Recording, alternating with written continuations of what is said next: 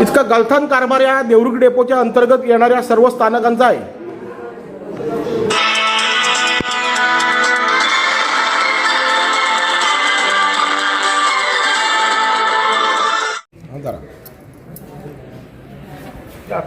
हे बघा, मी आता इथे साखरपा एसटी स्टँडच्या कंट्रोल केबिन मध्ये उभा आहे।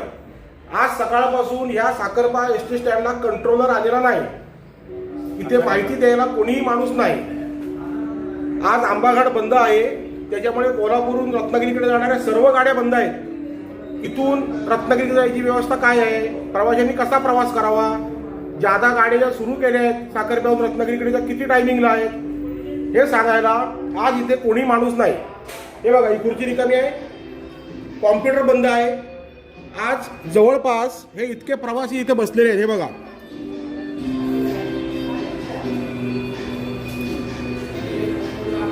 एकही मनुष्य अधिकृत इथे एसटी महामंडळाचा माहिती देण्यासाठी नाही।